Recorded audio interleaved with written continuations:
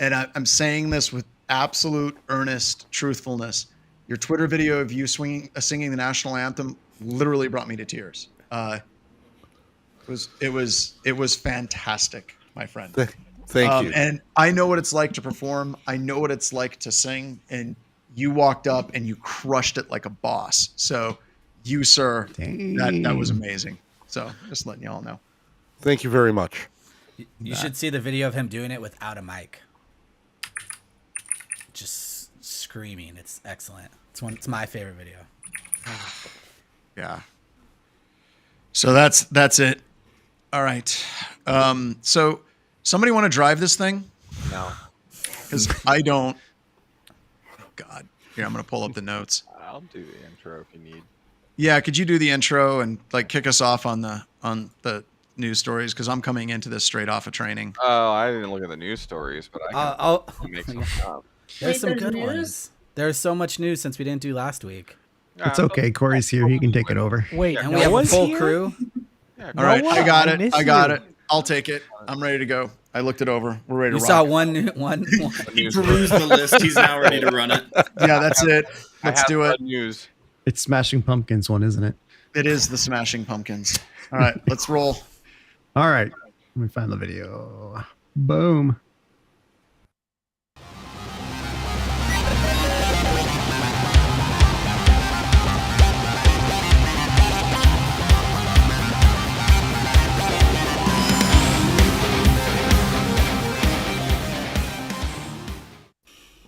Hello and welcome to another edition of Black Hills Information Security, talking about news. Today, we're going to be talking about drone goggle makers, like firmware getting completely messed up.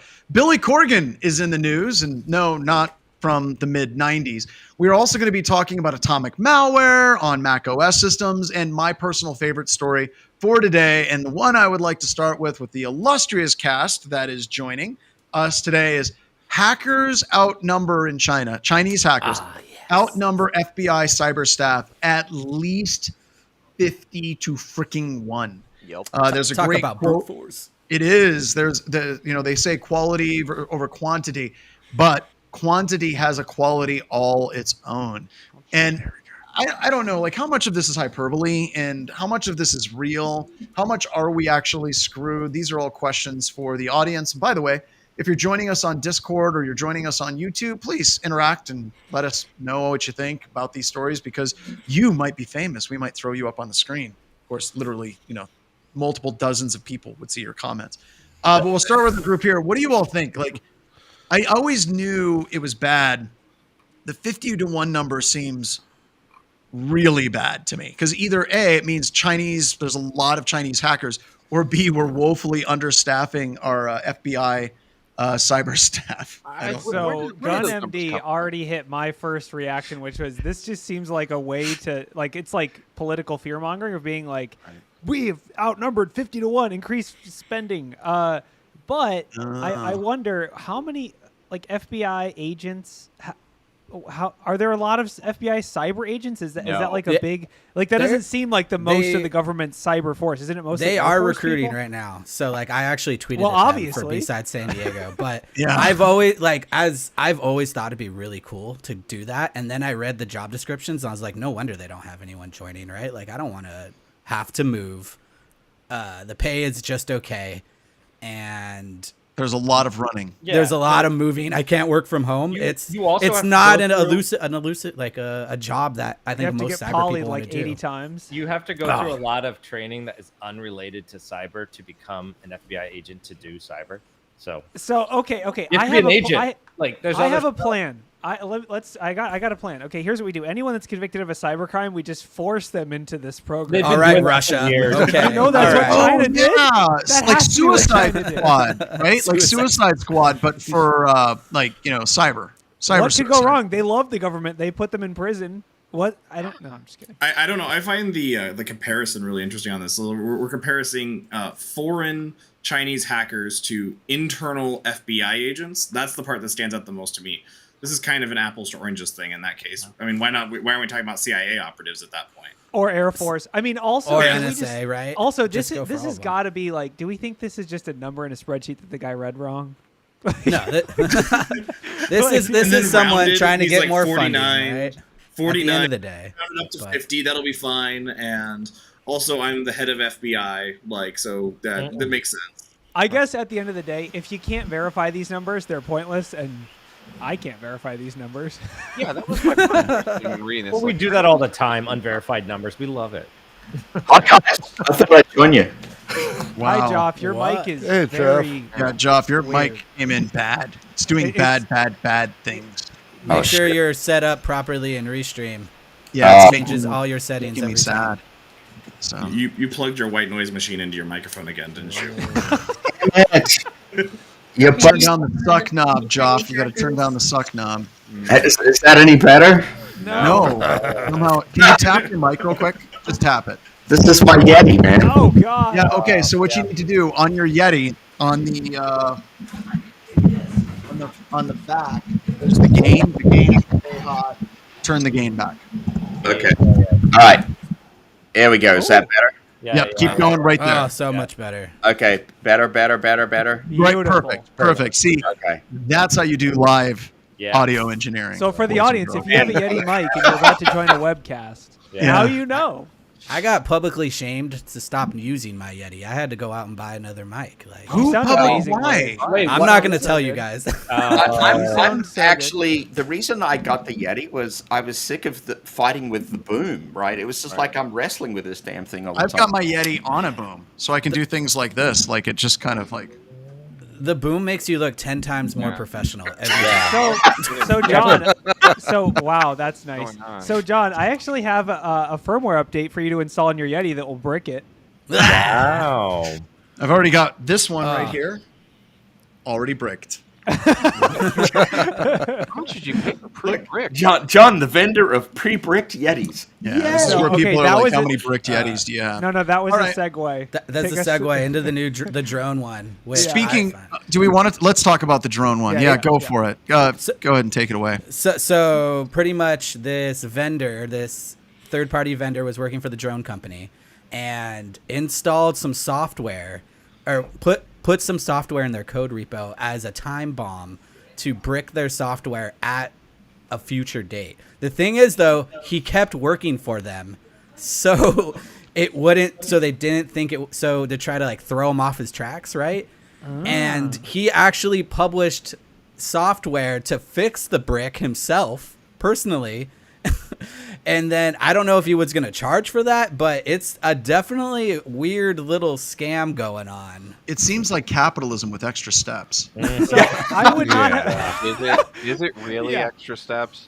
Well, I think It's just a asking for a subscription raise. model. This is not Yeah, how you it's just ask a for a subscription raise. model. This is not how you ask for a raise. The Yeah. only thing it's missing is loot boxes. Let's be So honest. okay, so my thought when I read this story was that it had to be Russia because the Ukraine keeps just destroying them with drones again and again and again. Oh, and that would again. have Yeah. been pretty smart. But no, it's not. It's just a good old scam. So Yeah.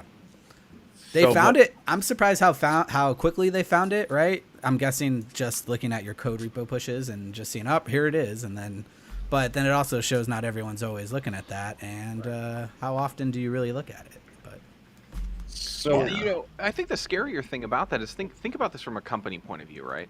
So this guy put firmware into their repo that got deployed on there. Who was the secondary on that? You would think that in a release The and senior patch cycle dev? they would go, wait a minute, hold on. What's this extra thing you added and why? I mean, a delta of code is not ridiculous. It's well, like, it was hey- JavaScript. Oh, well, forget it then. Whatever. No one. Just kidding. Move on. Yeah. That's not. All right. It was JavaScript, and all respect just went right out the door. It's like, oh. Yeah, it's amazing how quickly we moved on. from Right. that. Yeah, If you John, go to their the senior dev that was going to do the code review actually had gotten fired for a previous time bomb that he put in their code. Oh, I thought he just got hired by the Chinese military. Why does this keep happening to me? how much are these? If you go to their website, there's an excellent little, like, right off the bat, like, don't use other firmware. Use our firmware to fix this real quick. So Yeah. But I can't okay, find out how much they are. My other question is, how big is it? Like, I'm not in the world of FPV drones. Like, that's one like hobby I luckily haven't gotten financially burdened with. Don't Loser. It costs so much money. But is this is like a big company, Orca? This is like a big this is like the Apple of drone goggles. No, they're not. God, a Mavic, I would say, is probably the Apple. Well, Mavic is, but not for FPV, right? Well, but they Mavic's only not have for like FPV. 6,000 followers. Is that like everyone who does FPV? FPV is probably, but FPV really needs those like specialty headsets for the low latency and everything. So DJI did come out with like their own version that's super expensive, but Orca at least was well known. At least I knew about them before this. I'm trying to figure out what how are much they a using pair for a costs. protocol in the back end? Is it just using Wi-Fi or is it using Zigbee? Oh, it's like the 40 megahertz or whatever. Like the Fat Shark. I had to look it up. Fat Shark is the one. Fat Shark, yes. Oh that is the yeah, big Fat one. Shark. Okay, so the other thing is this: we need to call the people out that wrote this article. I don't think you understand what the meaning of brick is. If you can just install another firmware update to fix it, Are we like scraping? literally, it's not that hard to understand. Go out in your wherever your world is and find a brick and ask yourself, could I fix this with a firmware update? And if the answer is yes, then it's not bricking. bricking. Is this Yeti Mini that no longer works, will ever work again. This is a bricked Yeti microphone, and Spray paint that gold and give it away as an award. Problem solved. I don't know. Golden Corey, I would microphones say- may not be what you think they mean in the product. Yeah, there might be a secret inner meaning to that. There might not even a secret one. I don't know. Something about this, with it being a contractor and everything, says that the guy was betting on the races and decided to toss this brick in there to make sure that he won a specific race. Now there you go. That actually would make more sense. There you go. But it's so obviously like going to invalidate any betting that was made on the race. It's like, hey, I can't race because my thing says I lost the race. Like, It's also weird though because he offered the patch, right? He offered it publicly on his website, which makes me think like, why would you do it? Was he trying to sell it, or was there a second stage to it? Was he going to be like the hero of Orca? We're trying to after figure out everything the bricked? step. We're trying to figure out the step between crazy people doing crazy shit and profiting.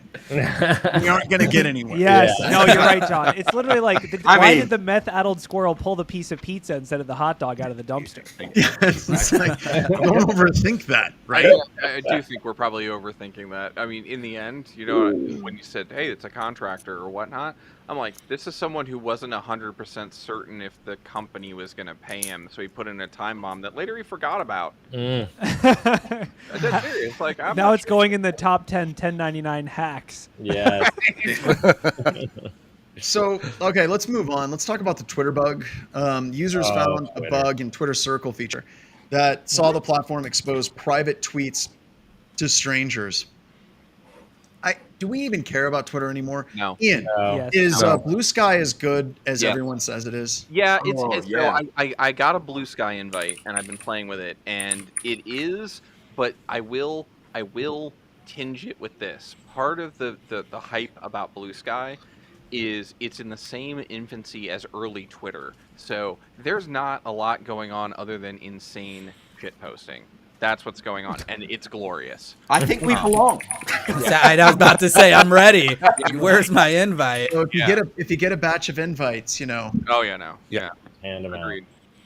But yeah, no, it is great, and I don't think we care about it. And the reason I made a face, by the way, with the "Do we even care about this?" is I swear the infosec circles were talking about this 6 months ago. I think that was a different breach, though. Was it? Oh my Yeah. gosh! There's Okay. been like 15 Twitter breaches. And as is Elon's standard procedure, he fired the PR team, and I'm sure they don't have a bug bounty anymore. So this is how it works now. So let's jump past that one. I want to talk about Smashing Pumpkins and Billy Corgan. For the record, Billy Corgan, if you're listening to the show, because clearly you have nothing better to do than go through and watch, Watch out. YouTube We're videos sorry. on You this. did it.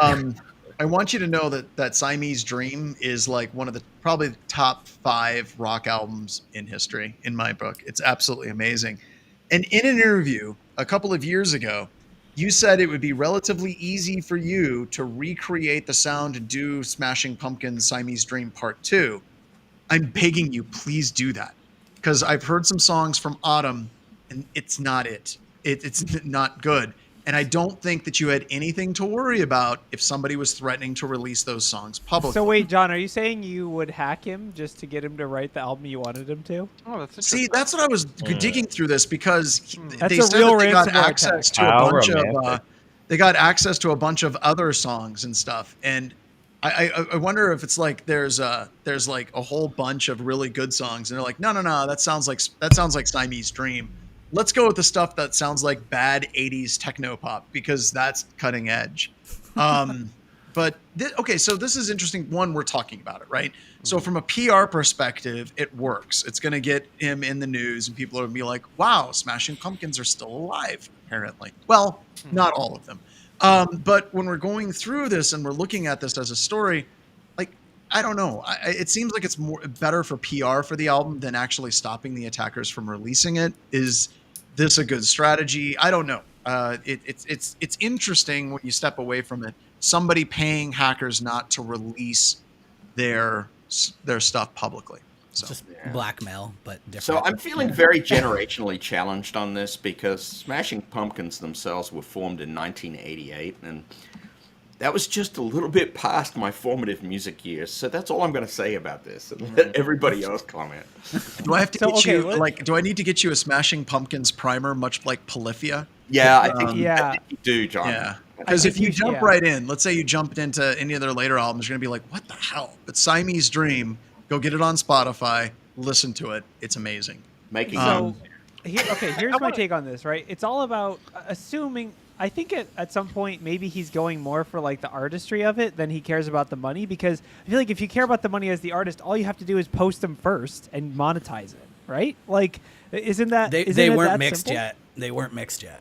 Yeah, okay, so then you're like, hey guys, these songs suck, but we're publishing them anyway because they were leaked, and like, it's still gonna get like 50 million views, and then like later you can even re-release it later. Like, I gotta jump back in. They weren't mixed yet. That is gold right there. As a musician, I'm actually starting to salivate now because unmixed material, if you've got multiple tracks and you can actually work on that and take it as your own, that has some interesting potential.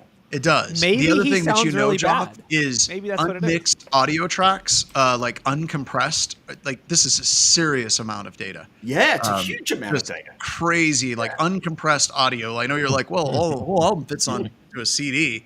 No, uncompressed wave tracks are what you actually put on a CD. But imagine every single track being the equivalent of like an entire song. It's a crazy amount. Also, Silver Sun Pickups, another great band. Thank you so much, Static Idol. Absolutely phenomenal. I want to go back to something though, John. Yeah. You want this new Siamese Dream album. You've got a particular set of skills. You also mentioned getting a Rivian or working on getting a Rivian. I'm lining up some things here. Like someone paid for this thing. You were trying to block release or something. Like, do we need to get you blink twice if we need to get you a good lawyer? Is it Rivian just about to go bankrupt? No, he wants the car, not the company. I am fine, Ian. I am good. Okay. It's fine. Okay. So he's just crying a little bit. It's okay. Like so theoretically, if you're an artist, or let's say you're a fan, John Strand, you're a fan, how much would you pay for unmixed audio tracks of your favorite album? Ooh. Not a freaking dime. And I like I said, seriously, like I like Smashing Pumpkins. Somebody said after Machina, same thing. But I wouldn't pay money for that. No, but I mean, if you could get unmixed tracks from like Siamese Dream, you still wouldn't. It depends. Like Joff, if you can get like all of the different tracks, there's some interesting things that you could do. Yeah, you'd have to have the complete data set. But there are also artists, Joff. Another artist that I'm sure that many people that are listening to the show doesn't listen to is Billie Eilish, and her brother Phineas. They've won Grammys. But they actually release everything. They do it on Logic, and they release the entire songs of the Logic download. And they don't use any effects on her voice. It's just overlaying and stuff. I think that's really cool. I think that's really, really cool. But Yep. we're going off the tracks into music. But let's go Off through the some history. track. Like, it's awesome. Back in the days of Napster, Madonna's album was leaked, and it was nothing but Madonna saying, "What the F are you doing?" over and over and over and over again. There was another artist, I can't remember who it was. Their album was leaked online, and they got mad because the people that were leaking it were charging for it. So they just literally released their album for free. I think that was Radiohead, possibly. Was that Radiohead? No, I know I don't know. Radiohead did Maybe. one That's that what they I was- leaked. Maybe they did that. For So to it's leak a interesting to see how musician, artists right? deal with this stuff, right? So- So The other thing I wanted to say is, like, we obviously don't know the vector. We know they got caught by the FBI, but like if it was stems or whatever you want to call them, like unmixed audio tracks, do you think it was like the studio PC that got like ransomware or something? It has to have been. imagining Jock, how many back me Macs, up on how this. many There is no effing non-updated way. Macs. it's Are not. just- You cannot just hack like I've got a MacBook Pro here to mix an entire album. There's not enough hard drive space on my MacBook Pro. Especially for what they do now, where they get things that are so many layers and so many different audio tracks going on. They literally had to hack the studio itself. Yeah, I or mean, somebody yeah. inside did it. These guys would have buckets and buckets of disk. This is not a desktop kind of thing. No, right? Yeah. no, Yeah, not Ben even close. KC mentioned Trent Reznor, and you mentioned about the like how many layers, and he's talked publicly about maxing out mixing boards. Where he's Yeah. like, I can't put any more in. It's like, that is a 48 channel mixer. He's like, yeah, there I can't put any more in. But Trent Reznor is one of those artists that puts a lot of stuff out for free, like the Old Town Road by Lil Nas X. That song won a Grammy. It was like #1, and he didn't know. Well, he knew about the Grammy, but he didn't even know it was a hit that he was sampled until after it was a hit. I think it was like Ghosts 4 is what it's based on. So we're getting way off topic. Yes, I like Okay, music to bring it production back, if a it was lot. at a music studio, it was probably a Mac, and there's a new Mac malware. So Oh yes, Mac malware, Atomic. It's info stealing malware. It love info specifically stealing targets malware. crypto wallets. I love crypto wallets. So I've got a question. Crypto's dropped off a cliff. Like the value of Bitcoin is at like what? I don't know what it's at. It's not doing bad. It's not. It's okay. It's It's okay. still money. Still money. Yeah, it's still. Do Lots you of money. think that there's a correlation? And I would really like to know this. That does ransomware attacks or like crypto mining or crypto stealing malware, does it go up when the value goes up, or does it drive the value up? I've always wondered, what comes first, what comes second? Does malware go up and it drives people to get Bitcoin so they can pay for it, so the Bitcoin price goes up?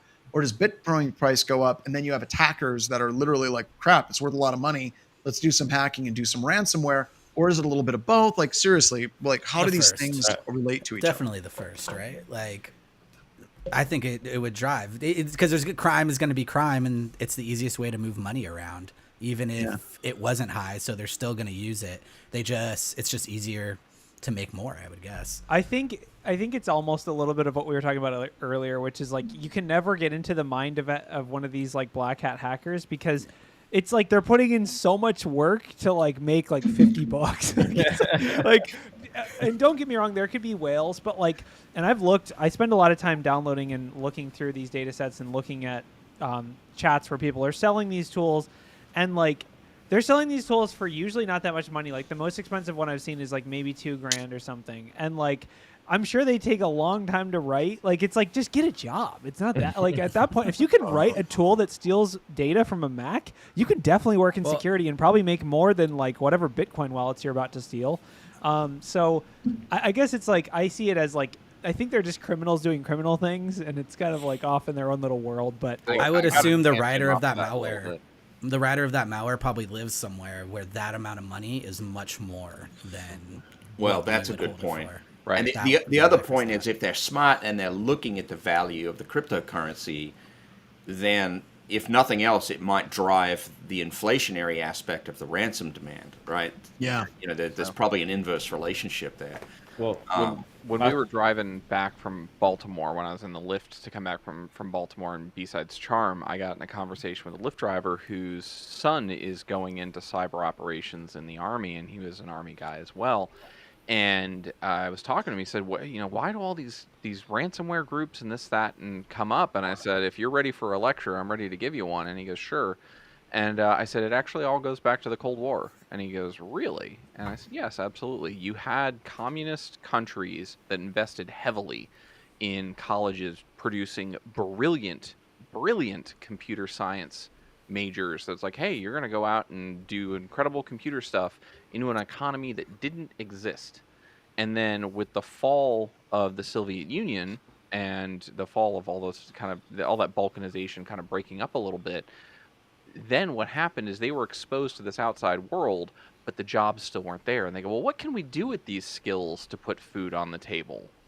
And you start seeing the early development in a lot of these APT and ransomware groups. Yeah. And so when we say like, hey, they're doing it over $50, kind of like what Job said, it's like, well, when it's $0 or $50 and that $50 is actually translated into what we would think of as $1,000, yeah, it's easy to understand why they're doing it. It's their only option.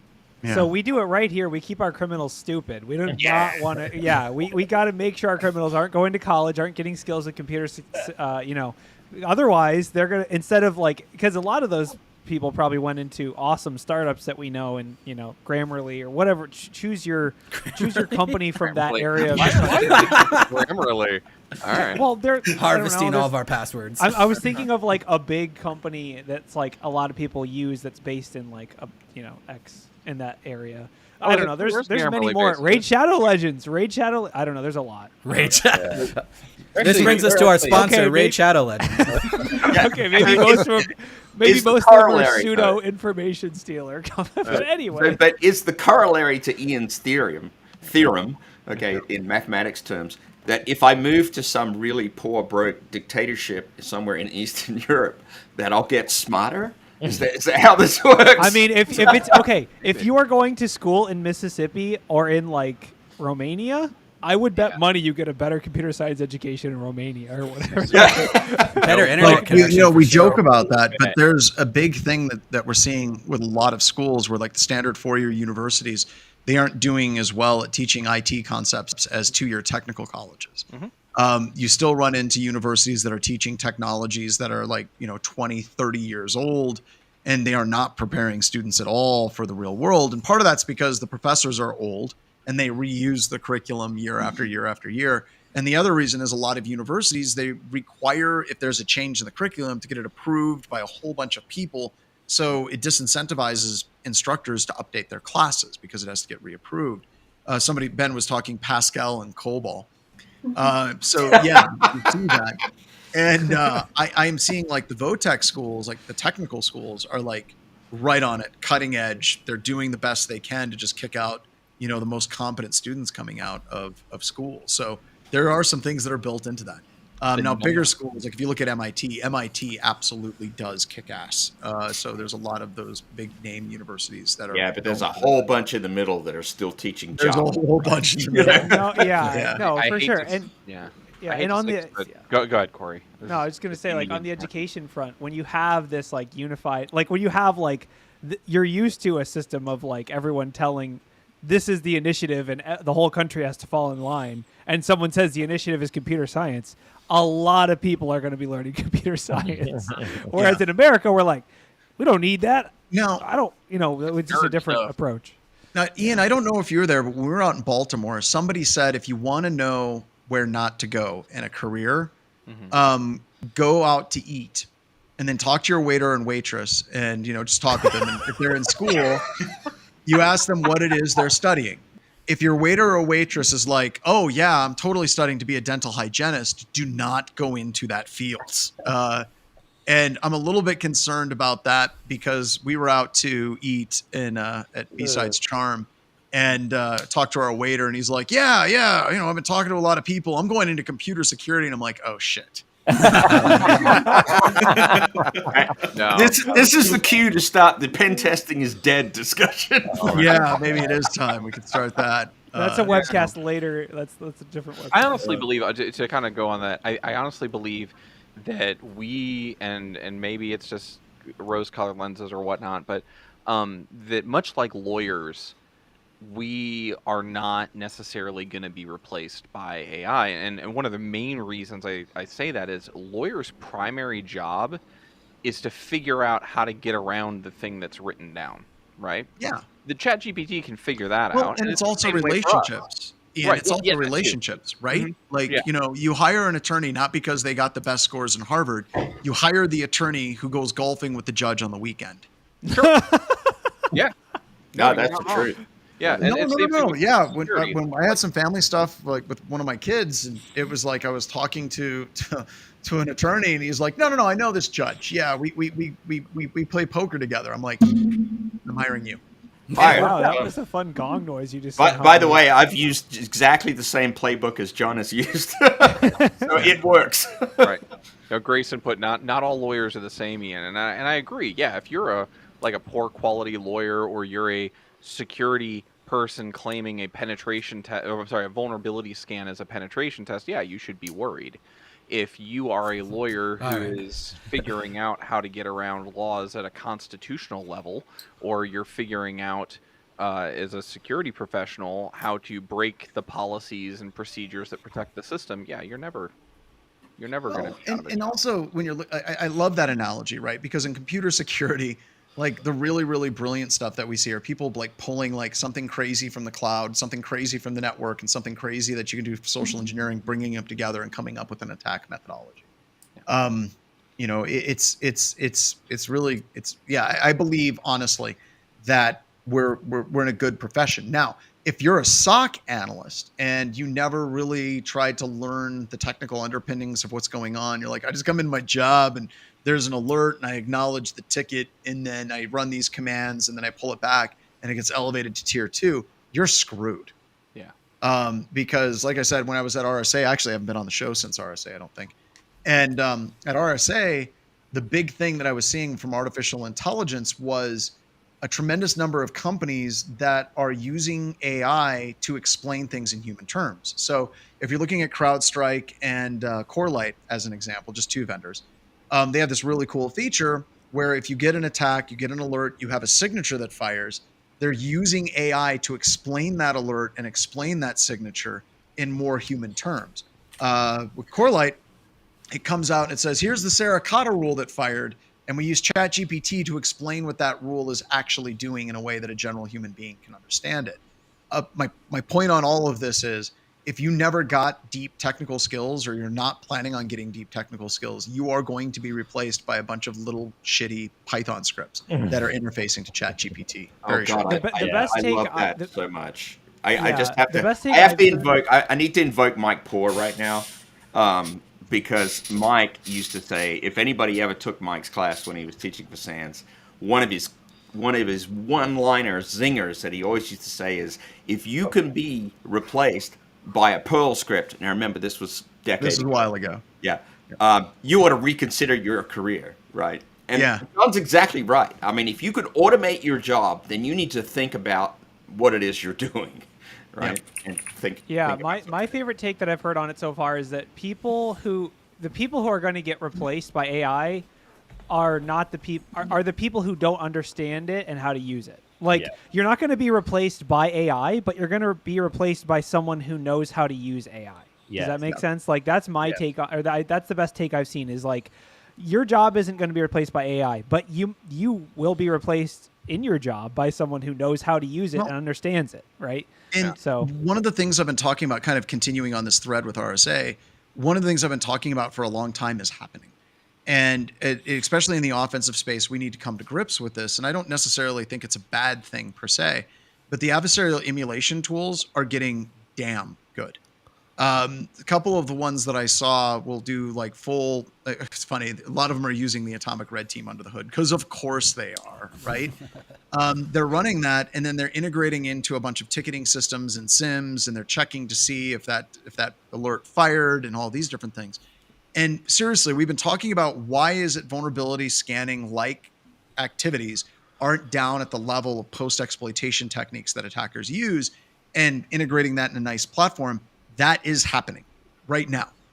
So the whole idea of, doing an internal pen test and then doing, the same 100 things that you do successfully, that crap is going away. We're going to have tools that are going to check and validate that and all these different things. And it's not going to be all that different than Nessus, the way it was years ago. And once again, getting back to the old people, Joff, I'm sure you remember Years ago, when we had vulnerability scanners, people were like, you will never need a pen test because you'll just run a vuln scan and fix those things. What? Why did it never expand past that? That's what I'm thinking about this right now. I don't understand that either, Ralph. I like, don't. Why is it when like Nessus came out and you're running these scans, right? And I mean, if you think about it, maybe some more. And I'm really opening this up because I'm curious. Like, why did Nessus never? Why did it not turn into the product that you just ran once and it could find all that out? I can tell you a couple of different things. The first one is about the time that adversarial emulation, I'm just going to talk about Tenable, was hitting the space, right? You had Jack leave Tenable. You had Renault left a little bit later. And I forgot, God, I can't believe Ron Gula kind of left Tenable as well. Those were people that were like really, really cutting edge people that understood the space. They got it and they made a lot of money and they went off and did other things. So good for them. When these companies get taken over by people that are money people, they're business people, that's all that they know, and you have a cash cow like a Qualys or a Tenable, then it doesn't make a hell of a lot of sense to invest a tremendous amount of money into the product to add in a bunch of different functionality. You have two choices. Your first choice is acquire a company. Go buy a company and integrate that functionality into your tool. That's what Cisco does. The other choice that you have is don't. What I mean by that is you try to maximize your profits to as much as you possibly can because you want that balance sheet to have your product look as crazy profitable as you can because you're going to get acquired at that point. This is and why I you feel like that's what drove a lot of these different vendors. They're cash cows and they're trying to maximize profits as much as they possibly can. So innovating and trying to, add in a bunch of really neat functionality in a meaningful and impactful way is not on their roadmap. So this is working out great for if you look at a company like Southwest Airlines, it's working out really well to just focus on short-term profits. Yes, absolutely. That's what you need. They're not having like every 6 months or every 3 months a massive cancellation wave that hits the entire system or anything. But let's step off of Southwest Airlines, right? Let's step into the security industry. The same thing. McAfee and Symantec. If you go back, I want to say 6 years ago, like the AV that we were going up against was McAfee and Symantec really everywhere. They didn't innovate. They didn't jump on the bandwagon of heuristics like Cylance really, really, really drove and cracked the industry open. And then CrowdStrike has kind of taken over. I don't think we see them all that much anymore. Yeah. Clam AV was still great back then. It's still a thing. Listen, if it's free, it doesn't apply in this late stage capitalism. It doesn't apply, right? It's so free for capitalism. Yeah, yep. So that's why you see that where you have the people that are in charge of those companies. Their only goal is to maximize profits as much as they possibly can, and eventually they get quote unquote disrupted.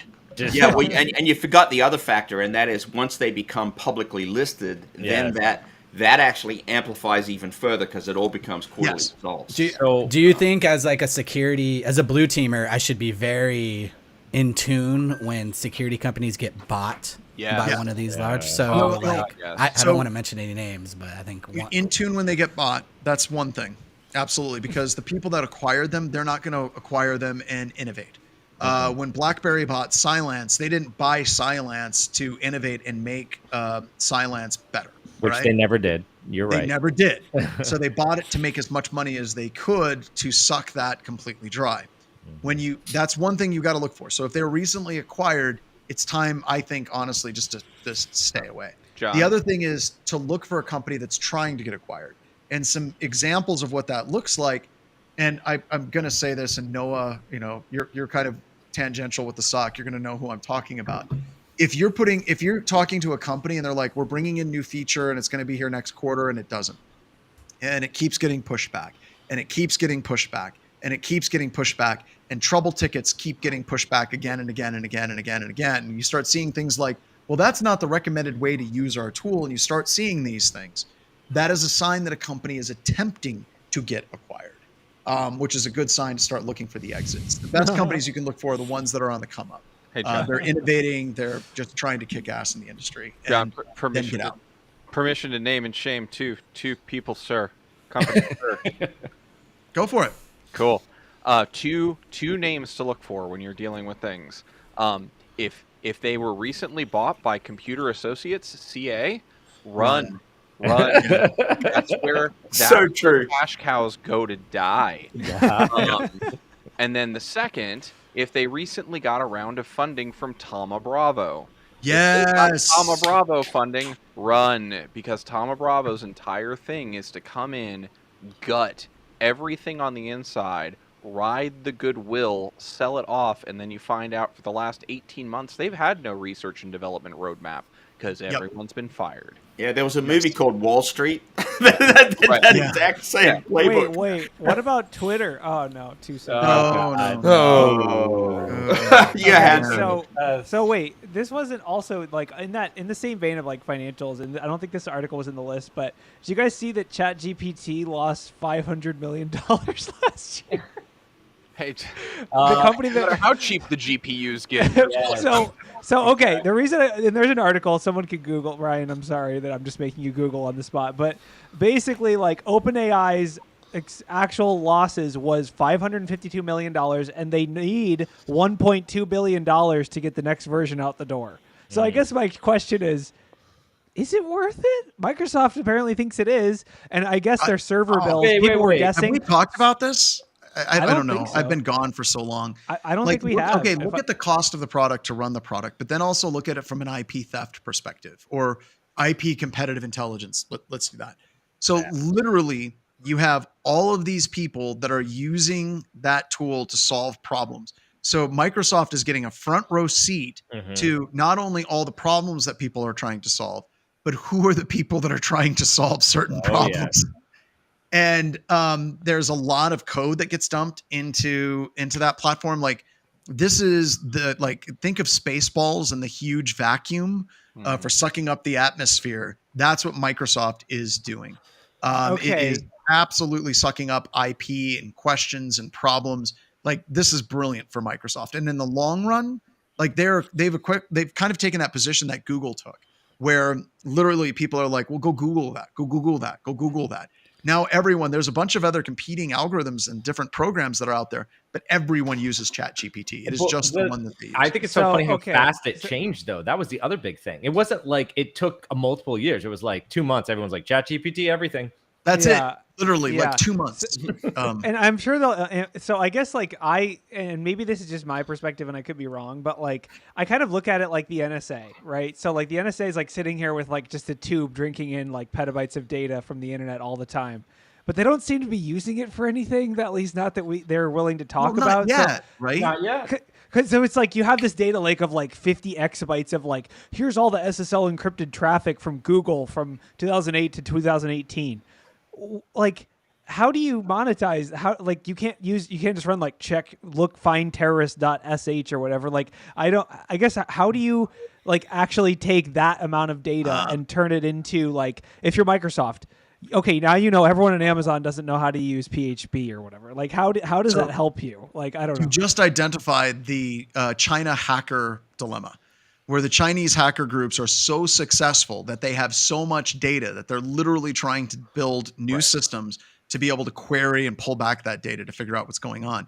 So it's like, ChatGPT generated a problem and you're going to have to end up running a ChatGPT program to help you identify this. I'm asking ChatGPT to help me right now. It's literally writing. I want to go back. Yeah, someone answer that with ChatGPT. Well, the other thing that should be pointed out there, though, is what Microsoft's doing is generating a corpus of data to fund the next several decades of research, which will turn into productized profits in the end, right? True. Yeah, it's an investment, right? It's an investment, and it's a smart investment, even though it seems like a money pit right now. Also, like think of something like stupid simple, right? Like people having problems with Microsoft products. Let's just use that as an example. You're Microsoft, you want to keep people happy with using Microsoft Office and using Microsoft Office Online and all these different things. You can literally go into ChatGPT and say, what is the top question that people get on how to do in Excel or something? And you can literally say, okay, this is something that we need to fix. You got direct user feedback that you're not getting normally. And they wanted to get that feedback if they get Bing to compete with Google, which totally didn't happen. Now there's literally somebody joked that their grandma wants to know about ChatGPT. Now people are like, literally, how do I do this in Excel? And Microsoft is getting But that. John, didn't Google have access to this information anyways when everyone was just Googling everything, See, right? Now So, that's the interesting thing, because literally what they did with ChatGPT, correct me if I'm wrong, Ralph, is they literally scraped the entire freaking internet. Like, yeah, I think you're literally right. what they It's did. something- it's Google something has around- that. Yeah, so it's something around that. But the difference is it's not the questions, right? That we all are asking the same questions as before. It's just giving us way more information, right? Yeah. Well, and sort of. tailoring that. Yeah, I mean you're right, but to the point of did Google have all this information before? Absolutely. Did the data science around creating hypotheses to go through and mine that data for interesting correlations and the amount of GPUs needed to do it exist Oh, the 20 years ago? GPUs. Absolutely not.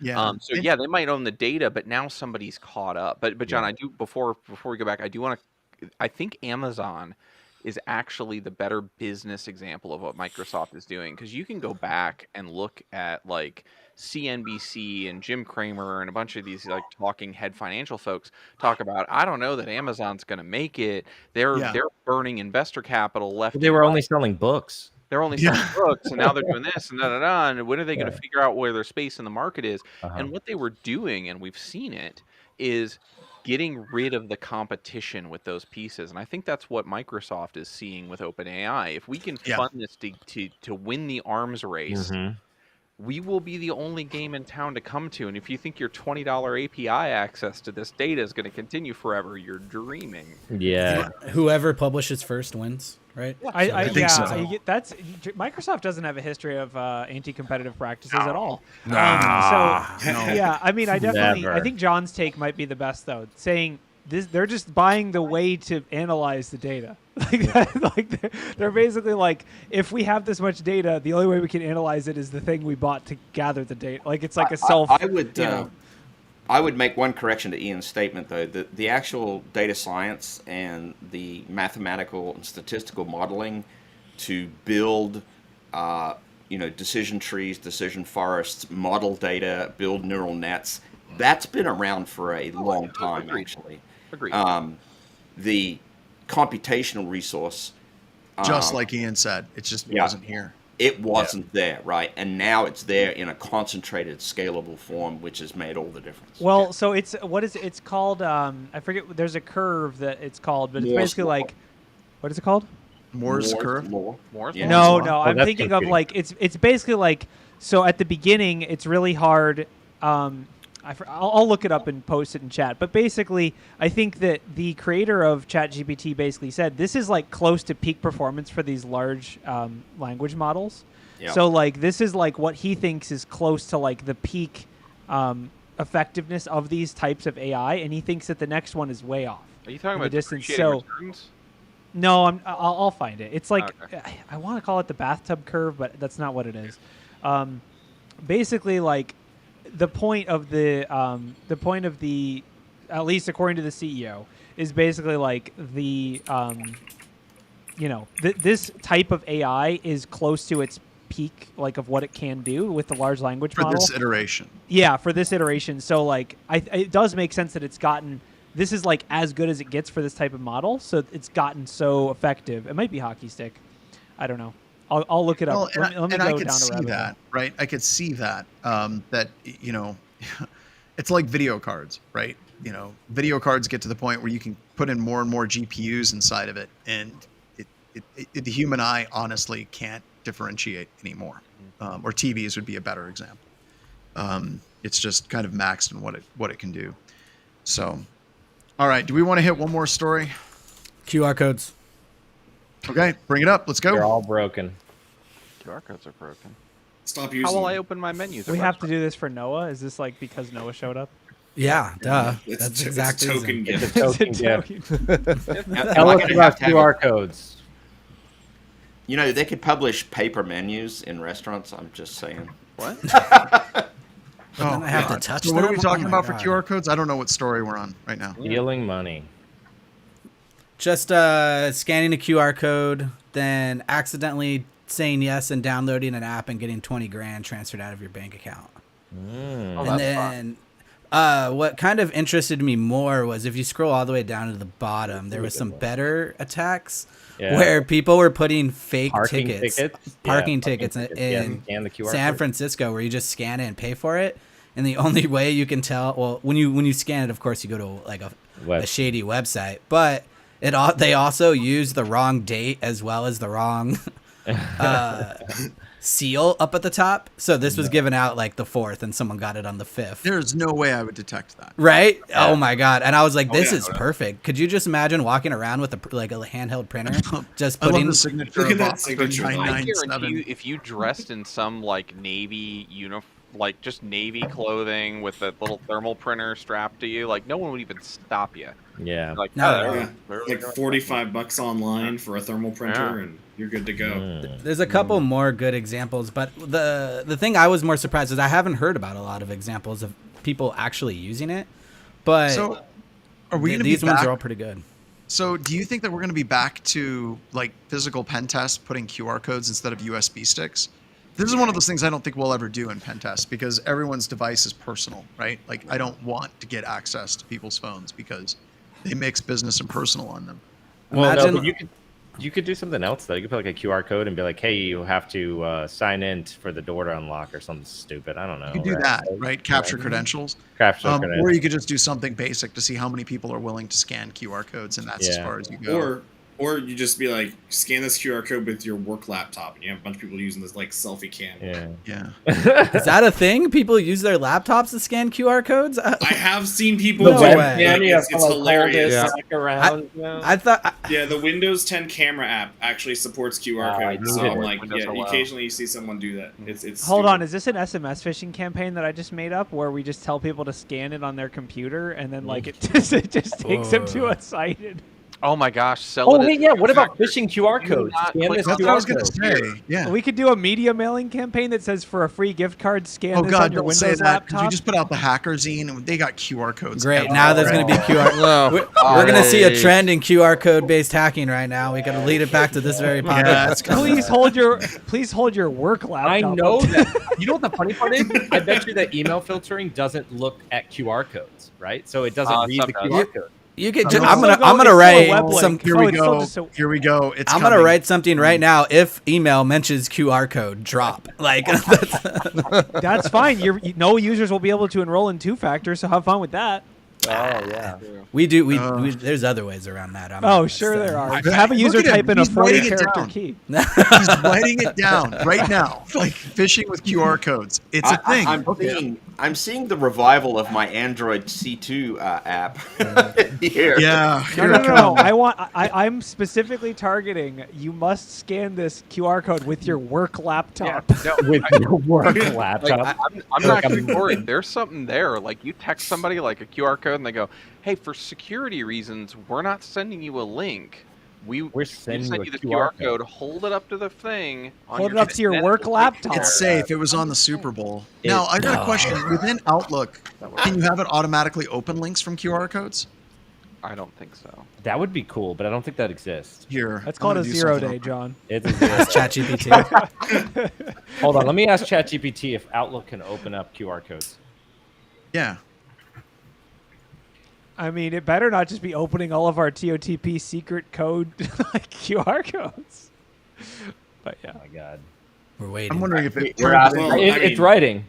It does not have a built-in QR code scanner. However, there's third-party blah, blah, blah. The fact that the Windows camera app does support them, there is a phishing vector there. I don't know exactly how to weaponize it, but that is a fun thing. Well, we could politely ask Microsoft to allow the camera app to do direct code execution. You can just put code straight into the QR code. Oh, dude, okay. I'm sorry, but we have to. We need to take this. We can't. We got to stop talking because this is like actually weaponized. Like I guarantee you, there's some COM. There's like a COM vulnerability or like a DLL load.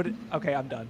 With that, let's wrap it up, everybody. Do not look at the Windows weaponization. It's time. I think that's a wrap. Yeah. All right. We've gone too far. We've only been 53 solutioning the problem on the meeting. All right, Ryan. By the way, I forgot, Ian. We suck at this. We got to do better. By the way, please like and subscribe to our YouTube channel because smash that like, ring that bell. Yeah, slap that. Whatever. Okay, there we go. We did it. Oh, by the way, we now do. a message from our sponsor, Raid Shadow. Make sure you scan their QR code. Talk about our sponsor, Thunder VPN. Yeah. Keep And your our, data private. our other sponsor, the legal firm of I Play Golf with the Judge. There you go. Go to iplaygolfwiththejudge.net. But seriously, we do pen tests, we do training and stuff at Antisyphon. Check those things out. Ryan, bring up the crooked finger. Oh, here we go.